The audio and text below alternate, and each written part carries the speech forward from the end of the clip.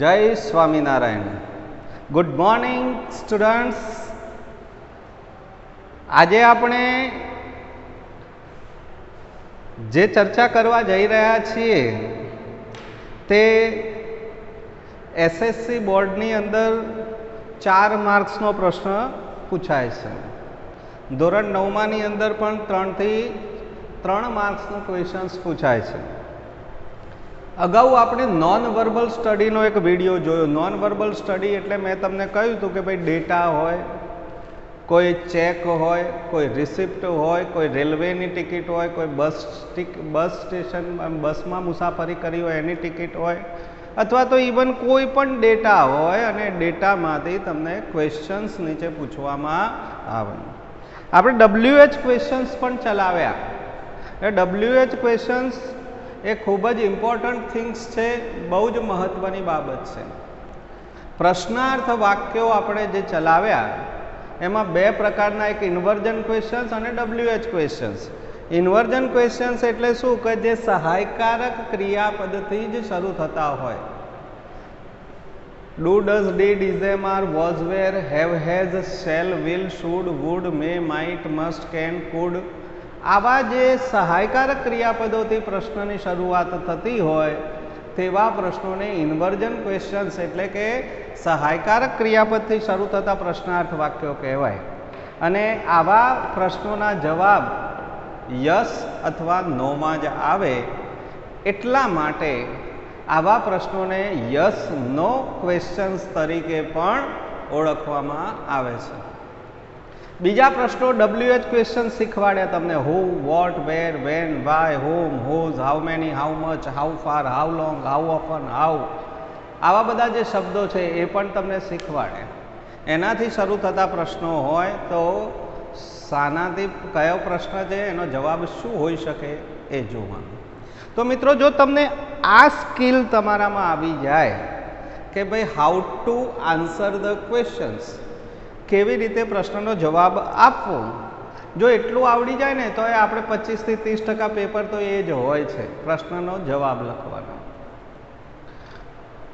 તો અહીંયા 10મા ધોરણની અંદર બોર્ડમાં 80 માર્ક્સના પેપરમાં 4 માર્ક્સનો એક પ્રશ્ન મૂક્યો કે ભાઈ પ્રશ્નો ઇન્ટરવ્યૂમાંથી પૂછો.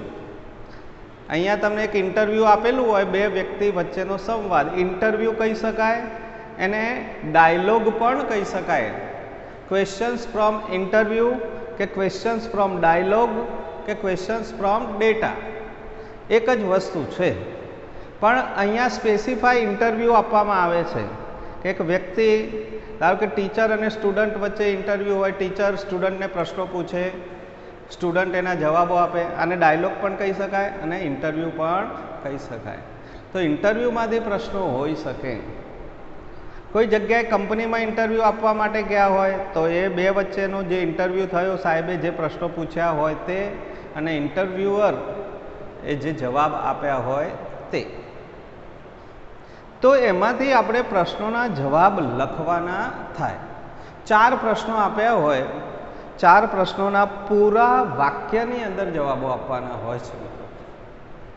એટલે આપણે જ્યારે પણ આ ક્વેશ્ચન્સ એટેન્ડ કરવા બેસીએ ત્યારે સૌથી પહેલાં શું કરવું પડે, તો જે કંઈ પણ ઇન્ટરવ્યૂ, ધારો કે અહીંયા આપેલું છે તે આખા ઇન્ટરવ્યૂને બરાબર વાંચવું પડે, સમજવું પડે, કોની વચ્ચે વાતચીત થાય છે, કોણ શું કહે છે, આ બરાબર સમજ્યા પછી 1-2 વાર બરાબર વાંચી લેવાનું, સમજી અને પછી પ્રશ્નોને એટેન્ડ કરવાના.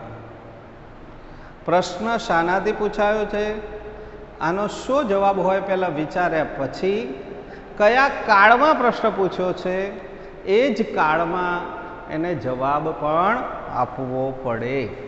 એટલે પ્રશ્નના જવાબ આપતા ખાસ શીખવાનું છે મિત્રો. કહેવાનો મતલબ ટૂંકમાં એ છે, પ્રશ્ન ગમે ત્યાંથી પૂછે, કોઈ ડાયલોગમાંથી પૂછે કે ઇન્ટરવ્યૂમાંથી પૂછે કે એડવર્ટાઇઝમેન્ટમાંથી પૂછે, આને આપણે નોન વર્બલ સ્ટડી પણ કહીએ છીએ. અને આપણે આનું ટાઇટલ આપ્યું છે ક્વેશ્ચન્સ ફ્રોમ ઇન્ટરવ્યૂ અથવા ડાયલોગ. તો એમાં સૂચના કેવી આવે છે? તો આવી સૂચના આવે મિત્રો કે read the interview and answer the questions. કહેવાનો મતલબ છે કે ઇન્ટરવ્યૂને વાંચો અને પ્રશ્નોના જવાબ આપો. એટલે સૌથી પહેલાં આપણે શું કરવું પડે? ઇન્ટરવ્યૂ બરાબર વાંચી લેવું પડે અને એને સમજી લેવું પડે કે આ બંને વચ્ચે શાની વાતચીત થઈ છે. તો આપણે સૌથી પહેલાં ઇન્ટરવ્યૂને વાંચી અને સમજાવતા જઈએ છીએ અને એ પછી આપણે આ પ્રશ્નો જોઈએ. તો પહેલું છે કે ટીચરે પહેલો પ્રશ્ન કર્યો છે સોહનને. ટીચર અને સોહન વચ્ચેનો આ ઇન્ટરવ્યૂ છે. ટીચર ઇન્ટરવ્યૂ લે છે, સોહન ઇન્ટરવ્યૂ આપે છે અને શાના વિશે છે એ તમે ડિટેલ્સમાં વાંચશો એટલે ખબર પડશે. ટીચરે પહેલો પ્રશ્ન કર્યો છે કે have you made any project regarding environment. ટીચરે ઇન્ટરવ્યૂમાં લીધું, ધારો કે તમારી ઓરલ એક્ઝામ હોય તો એમાં ટીચર તમને પૂછી શકે કે ભાઈ તે કોઈ પણ પ્રોજેક્ટ પર્યાવરણ ઉપર બનાવ્યો છે ખરો? આ ઇન્વર્જન ક્વેશ્ચન કહેવાય. આનો જવાબ યસ અથવા નોમાં આવી શકે. એટલે ટીચરે પહેલો પ્રશ્ન પૂછ્યો કે ભાઈ તે કોઈ પ્રોજેક્ટ રિગાર્ડિંગ એન્વાયરમેન્ટ એટલે કે પર્યાવરણને લગતો કોઈ પણ પ્રોજેક્ટ તૈયાર કર્યો છે, બનાવ્યો છે? સોહમ એનો જવાબ યસથી આપે છે. Yes I have. એનો મતલબ થાય કે હા. એનો આ ટૂંકો જવાબ કહેવાય મિત્રો. એનો પૂરો જવાબ એ થાય કે yes I have made project regarding environment, કે હા મેં પર્યાવરણને લગતો પ્રોજેક્ટ તૈયાર કર્યો છે. પરંતુ સમસ્યા શું છે? તો but it is not fully completed. સોહમ કહે છે કે પરંતુ તે પ્રોજેક્ટ હજી પૂરેપૂરો તૈયાર થયો નથી. It is not fully completed. Fully એટલે પૂરેપૂરો, કમ્પ્લીટેડ એટલે કે પૂર્ણ થયો નથી. તો ટીચર કહે છે what is the reason dear? Dear એટલે વહાલા, બેટા કારણ શું છે? What is the reason? કારણ શું છે? તો સોહમ શું કહે છે? Because I wish to add some new details in it. સોહમનું કહેવું છે કારણ કે મારી ઈચ્છા, આઈ વિશ એટલે મારી ઈચ્છા છે, to add some new details in it. To add એટલે ઉમેરવું, સમ ન્યૂ ડિટેલ્સ એટલે કે કેટલીક નવી માહિતી, ઇન ઇટ એટલે તેમાં હું ઉમેરવા માગું છું, તેમાં હું ઉમેરવા ઈચ્છું છું. આ એને કારણ આપ્યું કે હું એમાં કંઈક નવું ઉમેરવા માગું છું. ટીચર કહે છે ઇટ ઇઝ ઓકે. ટીચર શું કરવા ના પાડે? કહે છે હા બરાબર છે, ઇટ ઇઝ ઓકે. પણ ટીચર એને રિક્વેસ્ટ કરે છે કે do it as early as possible. પણ બેટા તું બને એટલો એઝ અર્લી એઝ પોસિબલ એટલે જેટલો વહેલો બની શકે, શક્ય હોય તેટલો વહેલામાં વહેલો તે પ્રોજેક્ટ તું તૈયાર કરી દે. સોહમ શું કહે છે? Please give me 2 or 3 days for that sir. સોહમે કેટલો સમય માગ્યો ભાઈ? ફક્ત 2 અથવા 3 દિવસ સાહેબ તમે મને આપો. Please give me 2 or 3 days. 2 અથવા 3 દિવસ આપો સાહેબ, હું મારું કામ કમ્પ્લીટ કરી દઈશ. એને 2 થી 3 દિવસનો એને સમય માગ્યો. ટીચર શું કહે છે? શ્યોર, ચોક્કસ બેટા, but make it so fine. પણ પછી તું વેઠ ન વાળતો, ભલે તને સમય આપું પણ એને સુંદર બનાવજે, સરસ બનાવજે. બીકોઝ કારણ કે we are going two participate in આ સ્ટેટ લેવલ કોમ્પિટિશન. કારણ કે આપણે આ પ્રોજેક્ટ લઈને સ્ટેટ એટલે રાજ્ય, લેવલ એટલે સ્તર, રાજ્ય સ્તરની કોમ્પિટિશન એટલે સ્પર્ધામાં પાર્ટિસિપેટ એટલે ભાગ લેવાના છીએ. કારણ કે આ પ્રોજેક્ટથી આપણે રાજ્ય કક્ષાની સ્પર્ધામાં ભાગ લેવાના છીએ. તો મિત્રો ટીચર અને સોહમ વચ્ચે આટલી વાતચીત થઈ છે. ટીચર અને સોહન વચ્ચે આટલી વાતચીત જે થઈ એ વાતચીતની અંદર આપણે સમજ્યા. હવે એમાંથી પ્રશ્નો પૂછ્યા છે. તો પહેલો પ્રશ્ન એમાં શું પૂછ્યો છે જોઈએ. Where will the project be presented? પ્રશ્નનું સ્વરૂપ બરાબર જો નહીં સમજીએ, ધારો કે પહેલો વેરથી પ્રશ્ન છે એટલે નક્કી થઈ ગયું કે અહીંયા સ્થળ અથવા સ્થાન બતાવવાનું છે.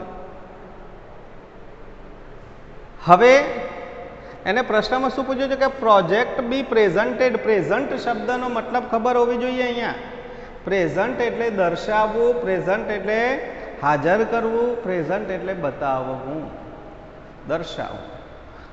તો where will the project be presented? પ્રોજેક્ટને ક્યાં દર્શાવવાનો રહેશે અથવા પ્રોજેક્ટને ક્યાં દર્શાવવાનો છે, અથવા તો કઈ જગ્યાએ પ્રોજેક્ટને દર્શાવવામાં આવશે. તો અહીંયા છેલ્લે ટીચરે કહ્યું છે કે બેટા એને સરસ બનાવજે, કારણ કે આપણે એને ક્યાં બતાવવાનો છે? સ્ટેટ લેવલ કોમ્પિટિશનમાં. તો આ કયા કાળમાં પ્રશ્ન છે? વિલથી છે એટલે ભવિષ્યકાળમાં પ્રશ્ન છે, એટલે વાક્ય આખું ભવિષ્યકાળમાં તૈયાર થશે મિત્રો. તો જવાબ પ્રોજેક્ટથી ચાલુ કરીશું. ધ પ્રોજેક્ટ પેસિવ રચનામાં છે જવાબ. પ્રશ્ન પણ પેસિવમાં પૂછેલો છે એટલે આપણે લખી શકીએ the project will be. Passive છે એટલે વિલ બી. પછી પાસ્ટ પાર્ટિસિપલ આવે presented.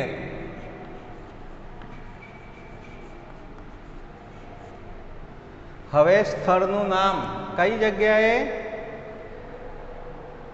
In A state level competition. In the project will be presented in A state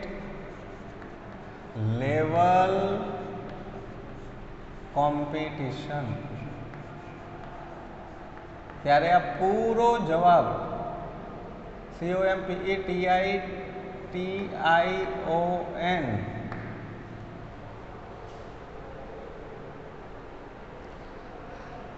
તો પૂરા વાક્યમાં જવાબ આપવો પડે મિત્રો કે પ્રોજેક્ટ જે છે તેને રાજ્ય સ્તરની સ્પર્ધામાં રજૂ કરવાનો છે.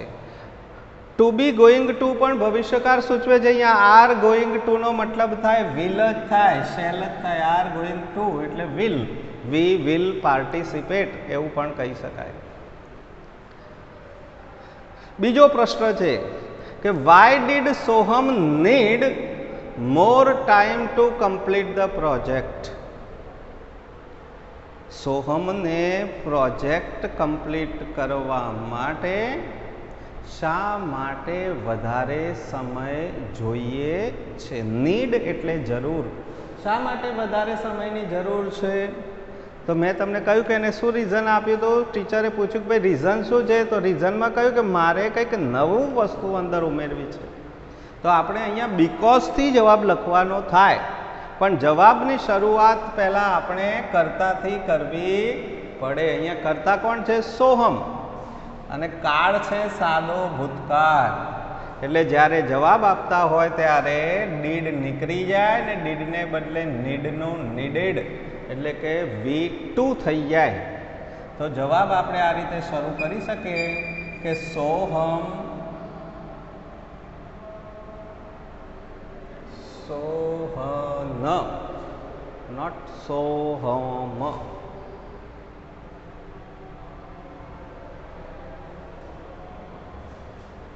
દરેક જગ્યાએ સોહમ થઈ ગયું છે ને.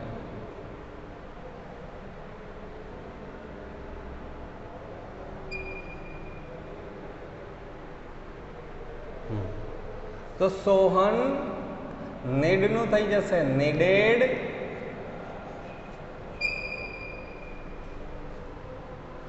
મોર ટાઈમ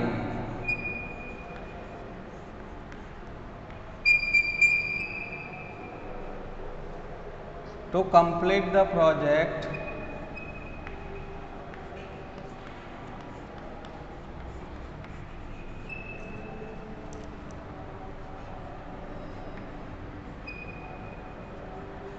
because થી જવાબ આપવો પડે મિત્રો. પૂરા વાક્યમાં જવાબ આપવાનો છે તો બીકોઝ શું લખીશું?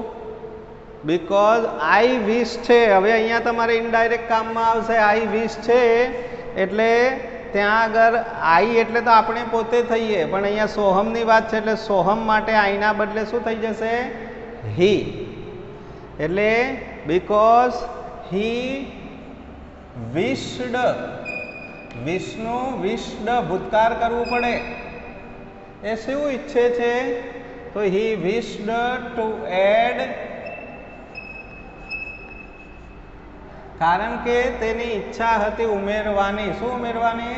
સમ ન્યૂ ડિટેલ્સ. સમ ન્યૂ ડિટેલ્સ. બસ આટલું લખીએ આપણે. કેટલીક નવી ડિટેલ્સ એને ઉમેરવાની ઈચ્છા હતી, એટલા માટે એને વધુ સમય જોઈએ છે.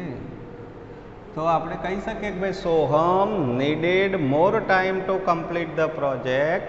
સોહમને પ્રોજેક્ટ કમ્પ્લીટ કરવામાં વધારે સમયની જરૂરિયાત છે. બીકોઝ કારણ કે હી વિશ્ડ તેની ઈચ્છા હતી to add some new details, કંઈક નવી માહિતી અંદર ઉમેરવાની એની ઈચ્છા હતી, એટલે વધારે સમય એને જોઈતો હતો.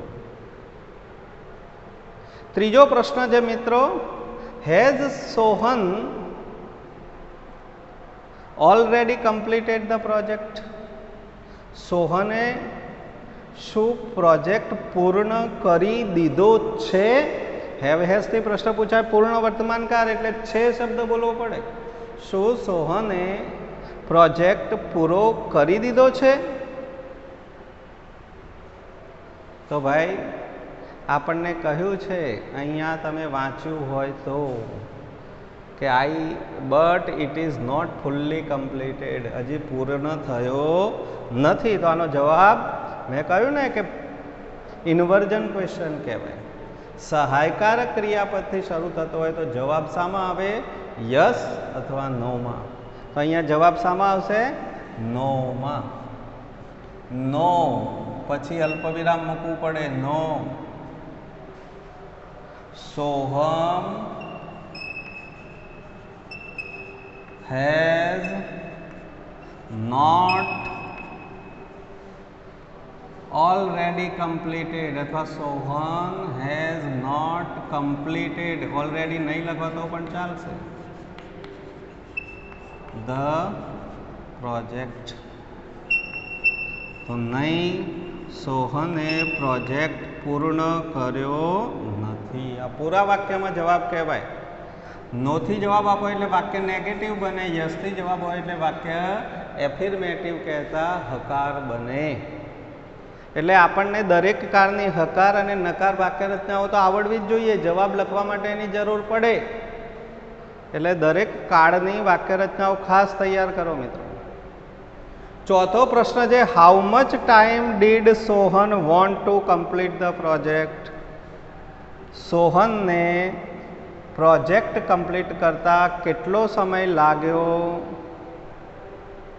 અથવા તો સોહમ કેટલો સમય, વોન્ટ એટલે ઈચ્છતો હતો, પ્રોજેક્ટને કમ્પ્લીટ કરવા માટે એને કેટલા સમયની જરૂરિયાત હતી? How much time did Sohan want, want એટલે ઈચ્છતો હતો. તો આ પણ ડીડથી પ્રશ્ન પૂછાયો છે એટલે જવાબ આવશે ભૂતકાળમાં. સોહન વોન્ટનું થઈ જાય વોન્ટેડ. કેટલો સમય માગ્યો ભાઈ એને? તો અહીંયા કહ્યું છે મિત્રો તમને કે give me 2 or 3 days for that sir. મને 2 થી 3 દિવસ આપો. તો સોહન વોન્ટેડ 2 or 3 days. કેટલા? 2 or 3 days to complete the project.